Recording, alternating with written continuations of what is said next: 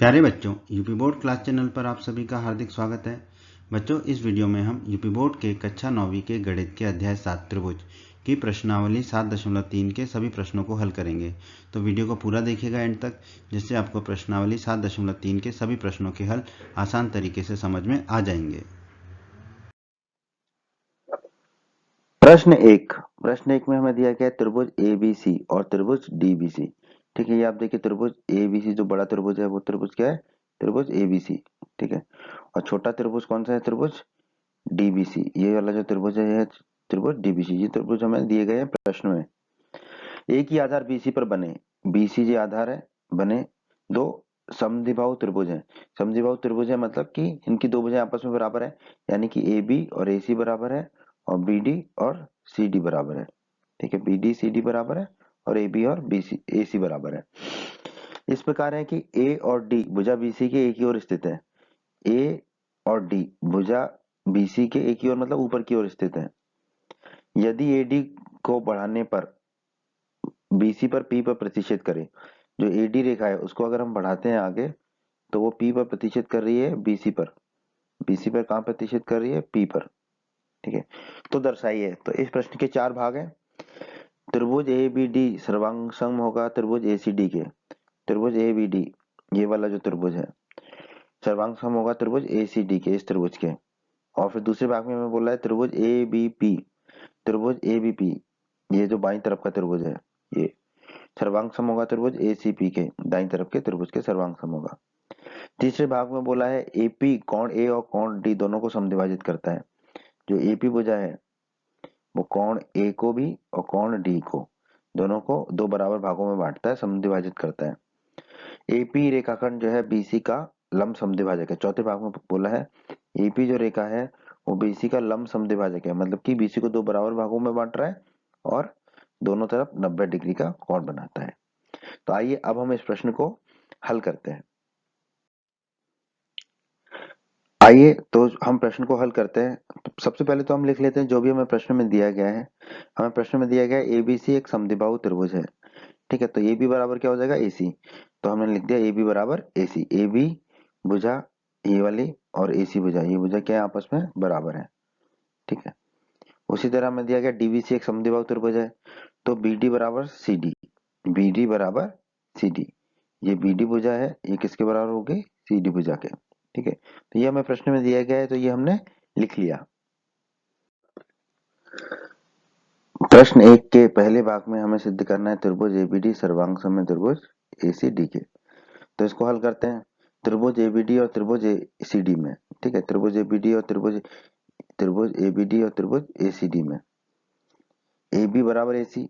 A B बराबर ए सी ये हमें दिया गया है प्रश्न में। ए बी बराबर ए सी हमने लिख लिया, दिया गया है।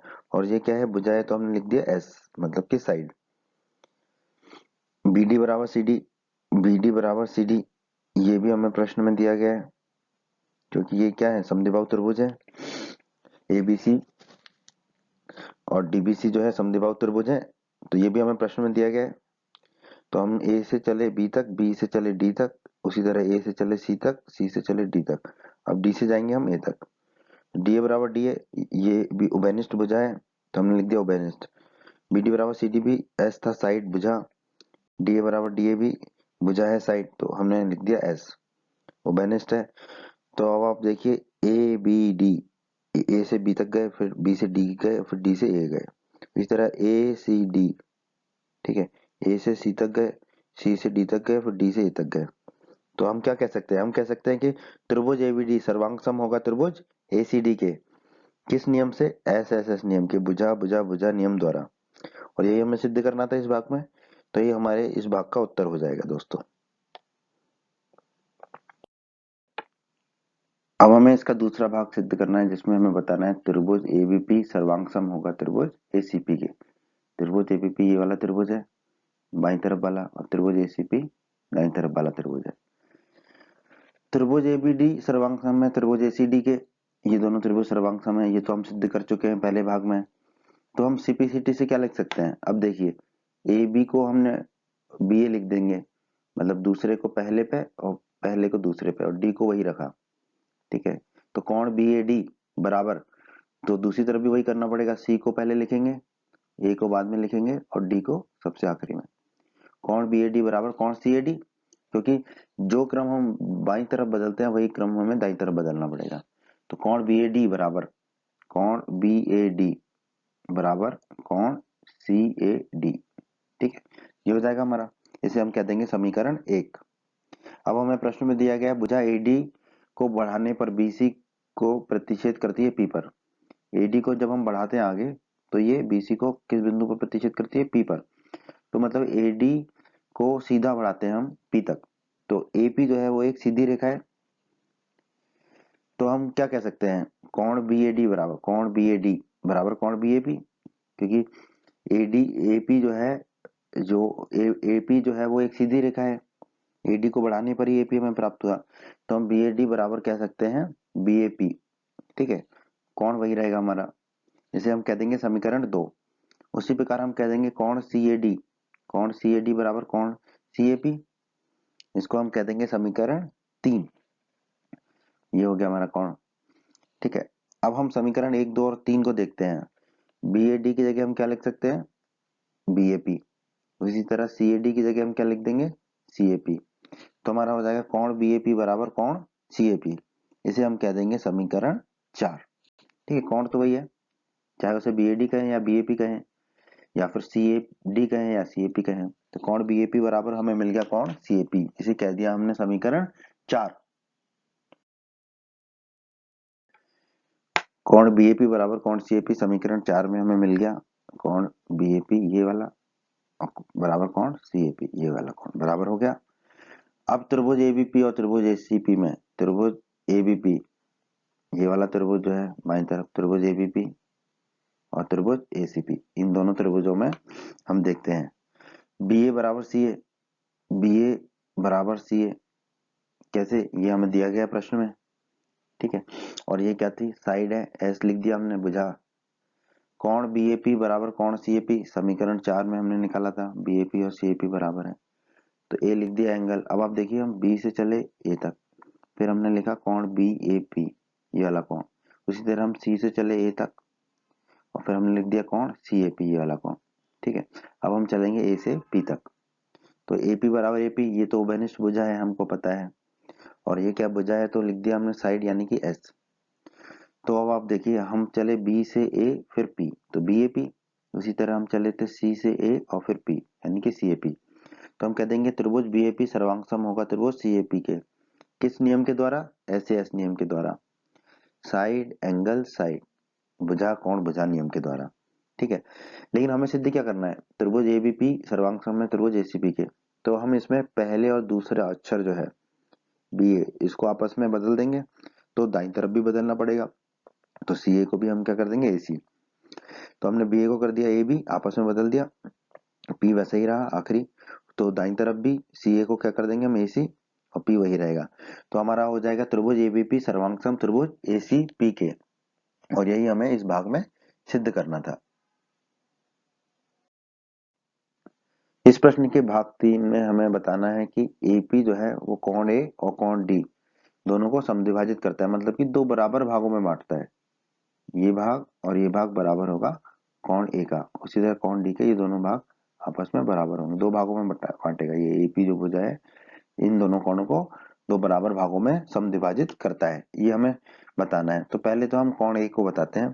ठीक है, तो कोण बी ए पी बराबर कोण सी ए पी, ये हमें समीकरण 4 में हमने ज्ञात किया था।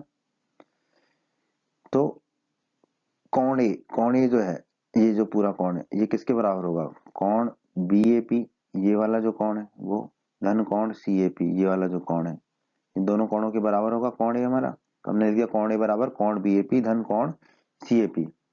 अब कोण सी ए पी की जगह मैं रख सकता हूँ कोण बी ए पी, बिल्कुल रख सकता हूँ समीकरण 4 से। तो कोण सी ए पी की जगह रख दिया मैंने कोण बी ए पी, तो हो जाएगा हमारा कोण बी ए पी धन कोण बी ए पी बराबर कोण ए। कोण बी ए पी धन कोण बी ए पी हो जाएगा 2 गुणा कोण बी ए पी बराबर कोण ए, तो यहां से हमारा आ जाएगा कोण बी ए पी बराबर 1/2 कोण ए। और बी ए पी किसके बराबर है, समीकरण 4 में देखिए सी ए पी के, तो हम कह सकते हैं कोण बी ए पी बराबर कोण सी ए पी बराबर 1/2 कोण ए, यानी कि कोण ए का जो आधा है वो बी ए पी है और सी ए पी है, तो हम इससे निष्कर्ष निकाल सकते हैं कि AP जो है वो कोण A को समद्विभाजित करता है, यानी कि दो बराबर भागों में बांटता है। BAP और CAP ये दो बराबर भागों में बांट रहा है AP कोण A को। यही हमारा उत्तर होगा दोस्तों।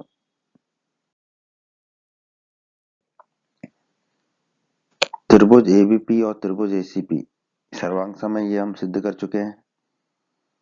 ठीक है, तो अब आप देखिए, अगर त्रिभुज ABP और त्रिभुज ACP सर्वांग सम है तो PB तीसरा और दूसरा, PB तो दाईं तरफ भी तीसरा और दूसरा, PB बराबर PC होगा। किस रूल से? CP/CT से। सर्वांगसम त्रिभुजों के संगत भाग बराबर होते हैं। ठीक है, इसे हम कह देंगे समीकरण 5। PB बराबर PC को कह देंगे समीकरण 5। ठीक है, अब त्रिभुज आ जाइए BDP और CDP में। त्रिभुज BDP ये वाला और त्रिभुज CDP, इन दोनों त्रिभुजों में हम देखते हैं BD बराबर CD, BD बराबर CD, क्योंकि जो है BDC जो है त्रिभुज जो है आपका DBC या BDC त्रिभुज क्या है? समद्विबाहु त्रिभुज है। तो BD बराबर CD ये आपको प्रश्न में ही दिया गया है, तो हमने लिख दिया गया है। और ये क्या भुजा है? तो हमने लिख दिया एस साइड। DP बराबर DP, DP बराबर DP, ये तो बेनिस्ट भुजा है तो बराबर ही होगी। ये भी भुजा है तो एस साइड लिख दिया हमने। PB बराबर PC, PB बराबर PC, ये समीकरण 5 में हमने ज्ञात किया था PB बराबर PC, तो हमने लिख दिया समीकरण 5 से। ये भी भुजा है तो हमने S लिख दिया साइड। ठीक है, अब आप देखिए बाईं तरफ, पहले हम BD से चले, BD से चले, फिर DP, DP, T से P तक आए, फिर P से B तक गए, PB। ठीक है, तो हम कैसे चले? BDP। ठीक है, BDP। उसी तरह दाईं तरफ वाले त्रिभुज में हम CD चले, C से D तक चले, फिर D से P तक चले, D से P तक चले, फिर P से C तक चले, P से C तक चले, तो ये क्या होगा? CDP, CDP। तो हम कह सकते हैं त्रिभुज BDP सर्वांग सम होगा त्रिभुज CDP के। किस नियम के तहत? SSS नियम, भुजा भुजा भुजा नियम के द्वारा। त्रिभुज BDP और त्रिभुज CDP सर्वांग सम है, ये हम सिद्ध कर चुके हैं। ठीक है, तो कोण BDP बराबर कोण CDP होगा, उसी क्रम में लिखा BDP और CDP। क्यों? CP/CT से। CP/CT मतलब सर्वांगसम त्रिभुजों के संगत भाग बराबर होते हैं, तो सर्वांगसम त्रिभुजों के संगत कोण भी बराबर होंगे, तो कोण BDP और कोण CDP बराबर होंगे। अब आप कोण D को देखिए, कोण D क्या है? ये जो पूरा कोण है यह है कोण BDP धन कोण CDP, इन दोनों को मिला के तो हमने लिख दिया कोण D बराबर कोण BDP धन कोण CDP। कोण CDP को मैं क्या लिख सकता हूँ? कोण BDP। ठीक है, तो कोण CDP को लिख दिया मैंने कोण BDP, तो हो गया हमारा कोण BDP धन कोण BDP बराबर कोण D। BDP धन BDP क्या हो जाएगा? दो गुणा BDP, तो 2 गुणा कोण BDP बराबर क्या हो गया? कोण D। तो कोण BDP क्या हो जाएगा? 1/2 कोण D। ठीक है, और BDP और CDP बराबर है, BDP और CDP बराबर है, तो हम क्या लिख सकते हैं? कोण BDP बराबर कोण CDP बराबर 1/2 कोण D। तो ये जो कोण D है इसका आधा है कोण BDP और आधा है कोण CDP। तो हम क्या निष्कर्ष निकाल सकते हैं कि जो AP भुजा है वो कोण D को समद्विभाजित कर रही है, मतलब कि दो बराबर कोणों में बांट रही है। और यही हमें इस तीसरे भाग में सिद्ध करना था, तो यही हमारा उत्तर होगा दोस्तों। इस प्रश्न के चौथे भाग में हमें बताना है कि जो AP रेखाखंड है वो BC का लंब समद्विभाजक है, यानी कि ये जो AP रेखाखंड है ये BC का लंब समद्विभाजक है, मतलब कि ये इसको दो बराबर भागों में बांट रहा है लंबाई में, और लंब है मतलब कि दोनों तरफ के कोण 90 डिग्री के हैं। ठीक है, तो PB बराबर PC, ये समीकरण 5 में हमने अभी निकाला था, PB बराबर PC। ठीक है, तो PB और PC अगर बराबर है तो हम कह सकते हैं कि AP जो है वो BC को समद्विभाजित करता है, तो हम निष्कर्ष निकाल देंगे AP रेखाखंड जो है BC का समद्विभाजक है। तो समद्विभाजक हो गया, अब हमें लंब और निकालना है। हम पहले ही सिद्ध कर चुके हैं त्रिभुज ABP और त्रिभुज ACP जो है वो सर्वांग सम है। त्रिभुज ABP ये वाला त्रिभुज और त्रिभुज ACP ये त्रिभुज, ये दोनों त्रिभुज क्या आपस में सर्वांग सम है। तो कोण APB, तो पहला अक्षर तो वैसे ही लिखा, दूसरे तीसरे अक्षर को आपस में बदल दिया तो APB। उसी तरह दाईं तरफ करेंगे, पहला वैसे ही लिखा A को और सीपी को आपस में बदल देंगे तो पीसी हो जाएगा। तो कोण एपीबी बराबर हो जाएगा कोण एपीसी। कोण एपीबी ये वाला जो कोण है बराबर किसके हो गया, कोण एपीसी के। ये दोनों कोण आपस में बराबर हो गए। ठीक है, किससे, किस नियम से, सीपीसीटी से। सीपीसीटी का मतलब क्या है, सर्वांगसम त्रिभुजों के संगत भाग बराबर होते हैं। तो यहाँ पर सर्वांगसम त्रिभुजों के संगत कोण बराबर है। ठीक है, अब आप देखिए कोण एपीबी धन कोण एसीबी, ये दोनों कोण 180 डिग्री होंगे, क्योंकि ये क्या बना रहे हैं, रेखे के कोण बना रहे हैं, एक रेखा के ऊपर के कोण है। अब एपीसी की जगह मैं क्या रख सकता हूँ, यहाँ पर एपीबी रख सकता हूँ। तो एपीबी कोण धन कोण एपीबी दोनों क्या हो जाएगा, 2 गुणा एपीबी हो जाएगा। 2 गुणा एपीबी कितना हो जाएगा, 180 डिग्री हो जाएगा। 2 को दूसरी तरफ दाईं तरफ ले जाएंगे तो कोण एपीबी क्या हो जाएगा, 180 डिग्री बटा 2। 2 से भाग देंगे तो बचेगा 90 डिग्री। तो कोण एपीबी हमारा कितना आ जाएगा, 90 डिग्री। और कोण एपीबी और कोण एपीसी बराबर है, तो हम कह सकते हैं कोण एपीबी बराबर कोण एपीसी बराबर 90 डिग्री। ये दोनों कोण 90 डिग्री के हो गए। तो हम क्या निष्कर्ष निकाल सकते हैं, ये जो एपी रेखाखंड है वो बीसी पर लंब है, क्योंकि दोनों एपी के दोनों के कोण कितने आ रहे हैं, 90 डिग्री। यही हमारा उत्तर होगा इस भाग का दोस्तों। प्रश्न 2। प्रश्न 2 में हमें दिया गया है कि एडी जो है वो एक समद्विबाहु त्रिभुज एबीसी का शीर्ष लंब है। तो सबसे पहले जो दिया गया है वो हम लिख लेते हैं, बना लेते हैं। दिया गया है एबीसी एक समद्विबाहु त्रिभुज है, तो हमने एबीसी एक त्रिभुज बना लिया जो कि समद्विबाहु है, जिसमें ए बी बराबर ए सी है। ए बी बराबर ए सी दिया गया है, तो ए बी बराबर ए सी हमने लिख लिया। ठीक है, ए बी बराबर ए सी बुझाए हैं। और क्या दिया गया हमें, एडी जो है वो समद्विबाहु त्रिभुज एबीसी का एक शीर्ष लंब है। ठीक है, तो एडी भुजा हमने खींच दी। ये त्रिभुज एबीसी का क्या शीर्ष लंब है, तो इसके दोनों ओर के कोण कितने होंगे, 90-90 डिग्री के होंगे दोनों कोण। तो हम क्या लिख देंगे, कोण ए डी बी, कोण ए डी बी बराबर कोण ए डी सी, ये वाला कोण। और ये किसके बराबर होगा, 90 डिग्री के। इसको हम कह देंगे समीकरण 1।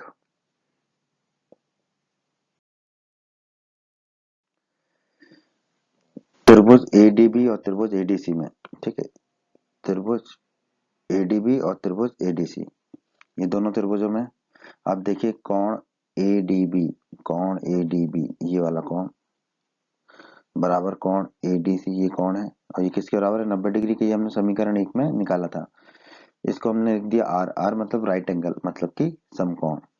ठीक है, अब बी ए बराबर सी ए ये हमें दिया हुआ है, ए बी बराबर ए सी दिया हुआ है।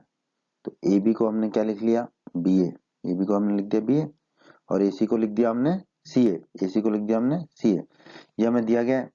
अब आप ये देखिए, जो बी ए है ये त्रिभुज एडीबी, त्रिभुज एडीबी, त्रिभुज एडीबी का क्या है, समकोण त्रिभुज एडीबी का क्या है, कर्ण है। तो एच होता है कर्ण, अंग्रेजी में एच मतलब हाइपोटेनियस। ठीक है, उसी तरह त्रिभुज एडीसी में, त्रिभुज एडीसी में सी ए क्या है, सी ए क्या है, ये भी कर्ण है, क्योंकि समकोण त्रिभुज की सम्मुख है। तो इसको हम लिख देंगे एच से, हाइपोटेनियस। ठीक है, ये हमें प्रश्न में दिया गया है। ठीक है, अब एडी बराबर एडी, ये एडी दोनों में उभयनिष्ठ है, कॉमन है।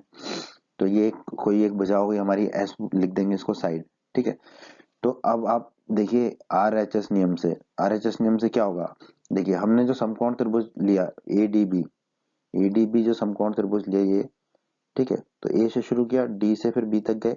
ठीक है, फिर एडीबी की सम्मुख भुजा कर्ण होती है, तो फिर हम बी से ए तक गए। ठीक है, तो हमने क्या लिया, ए डी बी। ठीक है, तो हम कह देंगे त्रिभुज एडीबी सर्वांग सम होगा किसके, दूसरे त्रिभुज में देखिए समकोण त्रिभुज हमने क्या लिखा था, एडीसी, एडीसी लिखा है। फिर समकोण त्रिभुज की सम्मुख भुजा कर्ण, कर्ण को हमने क्या लिखा, एडीसी गए, तो फिर हम सी से ए तक जाएंगे, तो हमने लिखा था सी ए। तो हम कह देंगे त्रिभुज एडीसी, त्रिभुज एडीसी। तो त्रिभुज एडीबी और त्रिभुज एडीसी क्या होंगे, आपस में सर्वांग सम होंगे। किस नियम के द्वारा होंगे, आरएचएस नियम के द्वारा होंगे। ठीक है,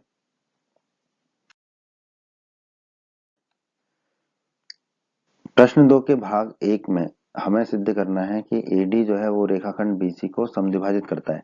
मतलब कि एडी जो है रेखाखंड बीसी को 2 बराबर भागों में बांटता है। ठीक है, तो त्रिभुज एडीबी सर्वांग सम है त्रिभुज एडीसी के, ये भी हमने सिद्ध किया आरएचएस नियम से। एडीबी और एडीसी सर्वांग सम है, तो अगर ये दोनों त्रिभुज सर्वांग सम है तो इनके संगत भाग भी बराबर होंगे। तो आप देखिए डीबी दूसरा और तीसरा, दाईं तरफ भी डीसी दूसरा और तीसरा, डीबी बराबर डीसी होगा सीपी सीटी से। सर्वांगसम त्रिभुजों के संगत भाग बराबर होते हैं, तो सर्वांगसम त्रिभुज के संगत भुजाएं भी बराबर होंगी। तो डीबी बराबर डीसी हो गया, ठीक है, डीबी बराबर डीसी हो गया हमारा, ठीक है। अब आप देखिए डीबी, डीबी धन डीसी, ये दोनों मिलके क्या बना रहे हैं, बीसी। डीबी और डीसी मिलके क्या बना रहे हैं, बीसी, ठीक है। अब हम डीसी की जगह क्या रख देंगे, ये जो डीसी है इसकी जगह रख देंगे हम डीबी। तो डीसी की जगह हमने रख दिया डीबी, तो डीबी धन डीबी बराबर क्या हो गया, बीसी। डीबी धन डीबी क्या हो जाएगा, 2 गुणा डीबी बराबर बीसी। तो डीबी बराबर क्या आ जाएगा मेरा, 1/2 बीसी, ठीक है। और डीबी बराबर क्या है, डीसी के, तो हम लिख सकते हैं डीबी बराबर डीसी बराबर 1/2 बीसी। यानी कि जो डीबी है वो डीसी के बराबर है और बीसी के आधे हैं दोनों। यानी कि जो दोनों जो बीसी है वो उसका आधा भाग डीबी है और आधा भाग डीसी है। तो हम क्या निष्कर्ष निकाल सकते हैं कि एबी एडी रेखाखंड जो है वो बीसी को समद्विभाजित करता है, मतलब 2 बराबर भागों में बांट रहा है। इससे ये निष्कर्ष निकल गया हमारा, और यही हमें बताना था। तो यही हमारा उत्तर होगा पहले भाग का। प्रश्न के दूसरे भाग में हमें बताना है एडी जो है कोण ए को समद्विभाजित करता है। ये पूरा कोण ए है, तो जो एडी भुजा है ये कोण को समद्विभाजित करता है, मतलब कि 2 बराबर कोणों में बांटता है, ठीक है। ये हमें सिद्ध करना है।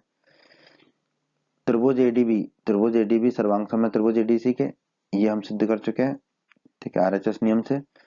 तो अब आप देखिए इसके संगत भाग बराबर होंगे, तो पहला और दूसरे को हम आपस में बदल देंगे, एडी की जगह लिख देंगे डीए और तीसरा वैसे ही रहेगा। तो दाईं तरफ भी वैसे ही करना पड़ेगा, तो पहला और दूसरे को एडी की जगह लिख देंगे हम डीए और फिर सी वैसा ही रहेगा। तो कौन डीएबी बराबर कौन डीएसी, किस नियम से, सीपीसीटी नियम से। सीपीसीटी का मतलब हिंदी में क्या होता है, सर्वांगसम त्रिभुजों के संगत भाग बराबर होते हैं, तो इन दोनों सर्वांगसम त्रिभुजों के संगत कोण भी बराबर होंगे। तो कौन डीएबी ये वाला कौन बराबर है कौन डीएसी के, इस कोण के बराबर है, ठीक है।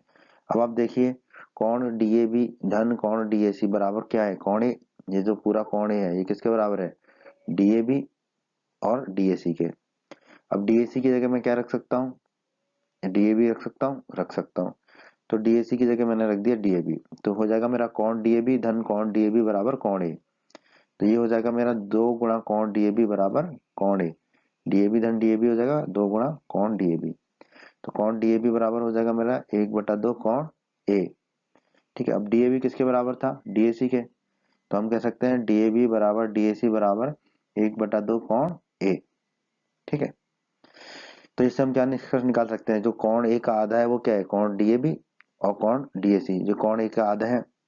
तो जो एडी भुजा है वो कौन ए को क्या है, 2 बराबर भागों में बांट रही है। तो हम निष्कर्ष निकाल सकते हैं कि एडी जो है कौन ए को समद्विभाजित करती है। यही हमें इस भाग में सिद्ध करना था, तो यही हमारा उत्तर होगा दोस्तों। बच्चों, अगर आप हमारे यूपी बोर्ड क्लास चैनल पर नए हैं और आपने अभी तक हमारे यूपी बोर्ड क्लास चैनल को सब्सक्राइब नहीं किया है, तो जल्दी से सब्सक्राइब बटन को दबाकर यूपी बोर्ड क्लास चैनल को सब्सक्राइब कर लीजिए और बेल आइकन को भी दबा दीजिए। इससे आपको क्या फ़ायदा होगा, जब भी हमारा कोई नया वीडियो आएगा तो उसका नोटिफिकेशन सबसे पहले आपको मिलेगा। और जब भी आप यूट्यूब में वीडियोज़ को सर्च करेंगे तो आपको हमारे चैनल के वीडियोज़ ऊपर नज़र आने लगेंगे। बच्चों, इस अध्याय के बाकी सभी वीडियोज़ को देखने के लिए आप कभी भी आई बटन पर क्लिक कर सकते हैं। आई बटन पर क्लिक करने से आपको इस अध्याय के बाकी सभी वीडियोज़ के लिंक मिल जाएंगे। प्रश्न 3, एक त्रिभुज एबीसी की 2 भुजाएं AB और BC, AB और BC तथा मध्यिका AM, दूसरे त्रिभुज की भुजाएं PQ, PQ, QR और मध्यिका PN के बराबर है, ठीक है। तो सबसे पहले तो जो हमें दिया गया हम उसको लिख लेते हैं, ठीक है। हमें दिया गया है AB बराबर PQ, AB भुजा जो है PQ के बराबर है, और हमें दिया गया है BC बराबर QR, जो BC भुजा है वो QR के बराबर है, ठीक है। और हमें दिया गया है मध्यिका AM, AM जो है वो PN के बराबर है। ये हमें दिया गया प्रश्न में। एम बराबर पी एन है तो हम इसको लिख सकते हैं एम ए बराबर एन पी। एक ही बात है, ए एम को हम एम ए लिख सकते हैं और पी एन को हम एन पी लिख सकते हैं। ठीक है, और हमें क्या दिया गया है कि जो ए एम है वो मध्यिका है। मध्यिका है मतलब कि वो बीसी को दो बराबर भागों में बांट रहा है, यानी कि बी एम बराबर सी एम बराबर 1/2 बीसी। ठीक है, उसी तरह पी एन क्या है, मध्यिका है, तो ये भी क्यू आर को क्या है, दो बराबर भागों में बांट रहा है। तो हम लिख सकते हैं क्यू एन बराबर आर एन बराबर 1/2 क्यू आर, 1/2 क्यू आर। ठीक है, तो ये हमें प्रश्न में दिया गया है।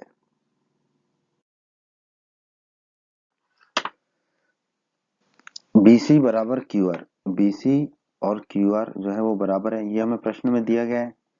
ठीक है, अब अगर हम दोनों तरफ 1/2 का गुणा कर लें तो भी बराबर रहेगा, तो दोनों तरफ हमने 1/2 का गुणा कर लिया। 1/2 बीसी बराबर 1/2 क्यू आर। अब 1/2 बीसी किसके बराबर है, बी एम के, और 1/2 क्यू आर किसके बराबर है, क्यू एन के।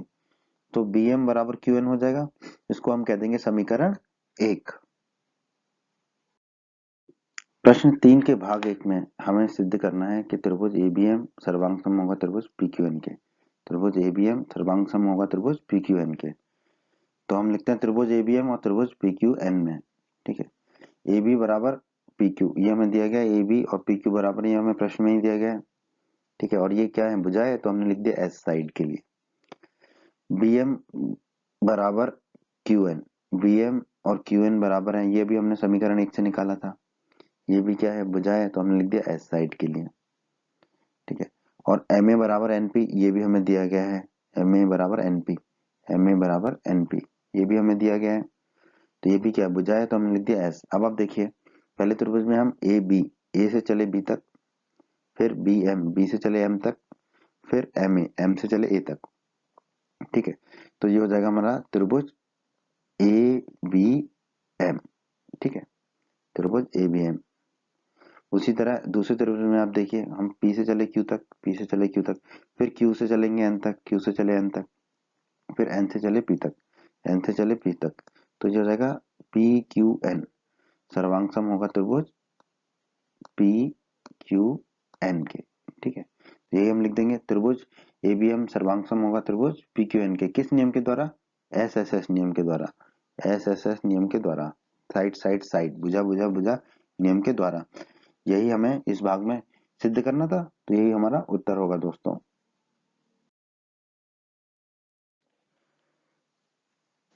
अब हमें दूसरे भाग में सिद्ध करना है त्रिभुज एबीसी।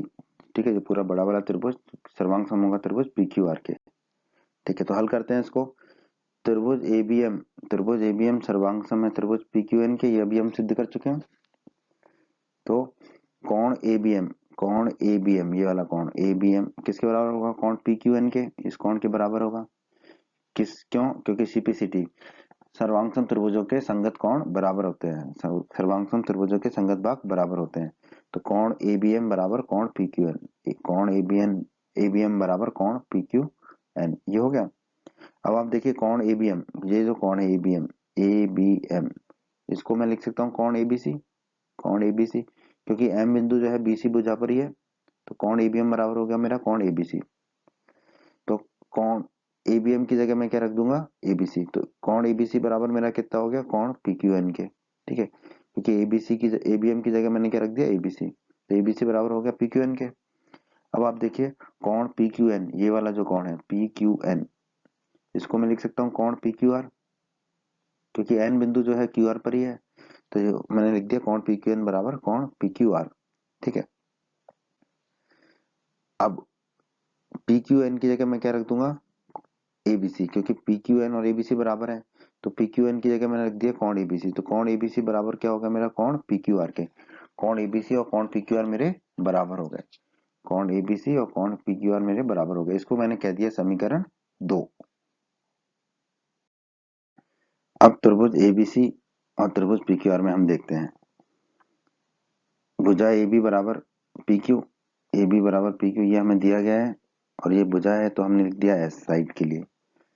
कोण एबीसी बराबर कोण पी क्यू, ये भी हम समीकरण 2 से हमने निकाला था, तो हमने लिख दिया, ये कोण है तो हमने लिख दिया ए एंगल। BC बराबर भुजा BC बराबर भुजा QR, ये प्रश्न में ही दिया गया है। ठीक है, तो ये भुजा है तो हमने लिख दिया S। अब आप देखिए, पहले त्रिभुज में हम AB से चले तो हमने लिखा AB, फिर कौन कौन सा लिया, ABC। ठीक है, कौन ABC लिया, फिर भुजा कौन सी लिया हमने, BC। तो त्रिभुज क्या हो जाएगा मेरा, त्रिभुज हो जाएगा ABC। ठीक है, दाईं तरफ देखते हैं हम कहाँ से चले, PQ से चले। कौन कौन सा लिया हमने, PQR, तो यही कौन PQR लिया।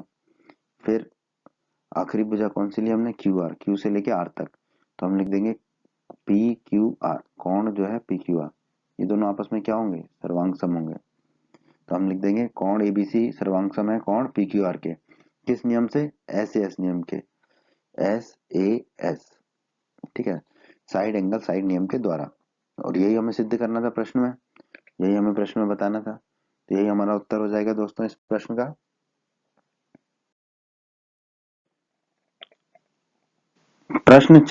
प्रश्न 4 में दिया गया है B और CF एक त्रिभुज ABC के दो बराबर शीर्षलंब है, तो RHS सर्वांग समता नियम का प्रयोग करके सिद्ध कीजिए ABC एक समद्विबाहु त्रिभुज है। ठीक है, तो हम इस प्रश्न को समझते हैं कि हमें क्या दिया है और हमें क्या सिद्ध करना है। हमें दिया गया है AC पर शीर्षलंब है B। ठीक है, AC ये भुजा है, इस पर एक शीर्षलंब है B, शीर्षलंब B मतलब दोनों तरफ के कोण 90 डिग्री के होंगे। ठीक है, AC पर शीर्षलंब क्या है B, तो हम कह सकते हैं कोण BEA, कोण BEA, BEC, कोण BEC, ये नीचे वाला कोण, ये दोनों कोण कितने के होंगे, 90 डिग्री के होंगे। और हमें क्या दे रखा है, AB पर शीर्षलंब क्या है, CF खींचा है। ठीक है, अगर शीर्षलंब है तो ये दोनों कोण कितने के होंगे, कोण CFA CFB, ये दोनों कोण कितने के होंगे, 90 डिग्री के होंगे। ठीक है, दोनों कोण 90 डिग्री के होंगे। अब आप देखिए कोण BEC भी 90 का है, कोण CFB भी 90 का है, तो ये दोनों कोण आपस में बराबर हो जाएंगे, कोण BEC बराबर कोण CFB बराबर 90 डिग्री। इसको हम कह देंगे समीकरण 1। और क्या दिया गया प्रश्न में कि ये दोनों शीर्षलंब क्या है, बराबर है, दोनों शीर्षलंब बराबर है BE और CF, तो BE बराबर CF हो जाएगा हमारा, BE बराबर CF। और हमें सिद्ध क्या करना है, हमें सिद्ध करना है कि ABC एक समद्विबाहु त्रिभुज है, तो हम सिद्ध करेंगे कि AB बराबर AC है, AB और AC बराबर है, ये हम सिद्ध करेंगे। AB और AC बराबर होंगे तो ABC एक समद्विबाहु त्रिभुज होगा, ये हमें इस प्रश्न में सिद्ध करना है। अब त्रिभुज BEC और त्रिभुज CFB में, त्रिभुज BEC ये वाला त्रिभुज BEC, ठीक है, त्रिभुज BEC और त्रिभुज CFB में, त्रिभुज CFB में, ठीक है, CFB में हम नियम लगाते हैं। तो कोण BEC ये वाला कोण BEC बराबर कोण CFB ये वाला कोण बराबर 90 डिग्री, ये समीकरण 1 में हमने निकाला था। 90 डिग्री है तो इसको हम R कह देंगे, राइट एंगल समकोण त्रिभुज। ठीक है, अब RHS नियम से हमें सिद्ध करना है, तो समकोण त्रिभुज के सामने की भुजा क्या होती है हमारी, कर्ण, हाइपोटेनियस H। तो BEC इसके सामने की भुजा कौन सी है इस कोण के, ये वाली। ठीक है, तो इसको हमने कह दिया CB। ठीक है, CB कहा। और कोण CFB इसके सामने की भुजा भी यही है, तो इसको हमने कहा BC। ठीक है, अब हमने इसको CB और BC क्यों कहा, ठीक है, पहले तो ये जान लेते हैं। और ये क्या है, उभयनिष्ठ भुजा एक ही भुजा है, चाहे BC का हो चाहे CB का हो, भुजा तो वही है, तो उभयनिष्ठ भुजा हो गई। ठीक है, अब आप देखिए कोण BEC, तो B से चले E से चले C, अब हमें C से B आना है ना। ठीक है, क्योंकि मैंने बताया था कि समकोण त्रिभुज के सामने की भुजा जो कर्ण होती है, तो जहां पे हमारा कोण खत्म होता है वहीं से हम उस भुजा को शुरू करते हैं, तो C से फिर B तक जाएंगे। उसी तरह दाईं तरफ कौन सा समकोण त्रिभुज था, CFB, तो ये कोण कहाँ खत्म होगा, B पे, तो B से फिर C तक जाएंगे, तो लिखा हमने BC। ठीक है, और ये उभयनिष्ठ है, और ये क्या है, कर्ण है, तो हमने लिख लिया H, हाइपोटेनियस। फिर एक और भुजा BE और CF ये हमें बराबर दिए गए हैं, प्रश्न में दिए गए हैं। ठीक है, और ये भुजा है तो लिख दिया S। ठीक है, तो अभी आपने देखा हम कैसे चले थे, त्रिभुज, पहले त्रिभुज में BEC, ठीक है, BEC चले थे, और दूसरे त्रिभुज में हम चले थे CFB। तो हम कह सकते हैं कि त्रिभुज BEC सर्वांग सम होगा त्रिभुज CFB के, किस नियम से, RHS नियम से। राइट एंगल हाइपोटेनियस साइड नियम के द्वारा। ठीक है, अगर ये सर्वांग होंगे तो इनके संगत कोण भी बराबर होंगे, संगत भाग बराबर होते हैं। तो इसमें पहला तो हमने ऐसे ही रखा, बाई तरफ बी का बी, ई और सी जो है उसको आपस में बदल दिया दूसरे तीसरे को, तो हमने लिख दिया सीई, तो हो गया कोण बीसी। तो उसी तरह दाईं तरफ करना पड़ेगा, पहले को ऐसे ही लिख दिया और आखिरी के दोनों को आपस में बदल दिया, तो ये हो जाएगा बी एफ। तो कोण बीसी, कोण बीसीई, ये वाला जो कोण है ये किसके बराबर हो गया, कोण C F B, C F B इस कोण के बराबर हो गया। ये कोण बराबर हो गए दोनों, किस नियम से, सीपीसीटी, सर्वांगसम त्रिभुजों के संगत कोण और संगत भाग बराबर होते हैं। ठीक है, अब कोण बीसी, कोण बीसी, बीसीई को मैं बीसीए लिख सकता हूँ क्योंकि ये तक भी जाता है, तो बीसीई को मैंने लिख दिया कोण बीसीए, बीसीई को लिख दिया बीसीए। उसी तरह सीएफबी, कोण सीएफबी, सीएफबी, सीबीएफ सॉरी कोण सीबीएफ, कोण सीबीएफ को मैं क्या लिख सकता हूँ, कोण सीबीए, कोण सीबीए लिख सकता हूँ। तो हमने लिख दिया कोण बीसीए बराबर कोण सीबीए। तो हमने निकाला कोण बीसीए बराबर कोण सीबीए, कोण बीसीए ये है और कोण सीबीए ये है हमारा। ठीक है, तो कोण बीसीए को मैं क्या कह सकता हूँ, कोण सी, ये हो गया कोण सी, और कोण सीबीए क्या हो जाएगा मेरा, कोण बी। तो कोण सी और कोण बी बराबर हो गए। अब हमने प्रमेय 7.3 पढ़ी थी। ठीक है, आपने अगर हमारा वो प्रमेय का वीडियो नहीं देखा है तो प्रमेय के वीडियोस को जरूर देखें, अवश्य देखें। प्रमेय 7.3 क्या कहती है, किसी त्रिभुज के बराबर कोणों की सम्मुख भुजाएं बराबर होती हैं। तो कोण सी की सम्मुख भुजा कौन सी है, ए बी, ए बी है ये, और कोण बी की सम्मुख भुजा कौन सी है, कोण बी की सम्मुख भुजा ए सी। तो मैं क्या कह सकता हूँ, ए बी बराबर क्या हो जाएगा मेरा ए सी। अब ए बी बराबर ए सी है तो त्रिभुज एबीसी में, त्रिभुज एबीसी में दो भुजा बराबर हो गई, त्रिभुज एबीसी क्या हो जाएगा हमारा, एक समद्विबाहु त्रिभुज हो जाएगा, और यही हमें सिद्ध करना था। तो यही हमारे इस प्रश्न का उत्तर होगा दोस्तों। प्रश्न 5, प्रश्न 5 में हमें दिया गया कि एबीसी एक समद्विबाहु त्रिभुज है जिसमें ए बी बराबर ए सी है और एपी जो है बीसी पर लंब है। तो हमें बताना है कि कोण बी और कोण सी बराबर होंगे। ठीक है, तो जो हमें दिया गया वो लिख लेते हैं प्रश्न में, एबीसी एक समद्विबाहु त्रिभुज दिया गया है। तो हमने एक त्रिभुज खींच लिया एबीसी जिसमें हमें दिया गया ए बी बराबर ए सी, तो हमने ए बी बराबर ए सी लिख लिया। और हमें तो ए बी बराबर ए सी को हम, ए बी को हम क्या लिख सकते हैं, बी ए, बी ए लिख दिया। उसी तरह ए सी को हम क्या लिख सकते हैं, सी ए, तो मैंने ए सी को सी ए लिख दिया, तो बी ए बराबर सी ए हो गया मेरा। ठीक है, अब हमें दिया गया ए पी लंब है बीसी पर। ठीक है, तो बीसी पर हमने एक लंब खींच दिया ए पी। ठीक है, ये लंब है तो इसके दोनों तरफ के कोण कितने होंगे, 90 डिग्री के। तो हम कह पाएंगे कोण एपीबी, कोण एपीबी ये वाला जो कोण है बराबर कोण एपीसी ये वाला जो कोण है बराबर 90 डिग्री। इसको कह दिया हमने समीकरण 1। आइए दोस्तों, अब हम देखते हैं त्रिभुज एपीबी और त्रिभुज एपीसी में। त्रिभुज एपीबी पहला वाला और त्रिभुज एपीसी दूसरा वाला त्रिभुज में कोण एपीबी, कोण एपीबी ये वाला जो कोण है आपका बराबर कोण एपीसी ये वाला जो कोण है बराबर 90 डिग्री। ये समीकरण 1 से हमने निकाला था। ये 90 डिग्री है तो इसको हम कह देंगे राइट एंगल समकोण त्रिभुज। ठीक है, अब देखिए ए पी बी, ठीक है, यहाँ तो बी पे खत्म हुआ तो बी से हमें ए तक जाना है, तो बी ए बराबर दूसरी त्रिभुज में देखिए कोण ए पी सी, सी पे खत्म हुआ तो सी से ए तक जाना तो सी ए, तो बी ए बराबर सी ए ये प्रश्न में दिया गया है। और ये क्या है हमारा, बी ए क्या है, कर्ण है क्योंकि 90 डिग्री का सम्मुख भुजा है। उसी तरह सी ए भी क्या है, कर्ण है, 90 डिग्री की सम्मुख भुजा है, तो ये हो जाएगा एच मतलब कि हाइपोटेनियस। ठीक है, ये दिया गया है।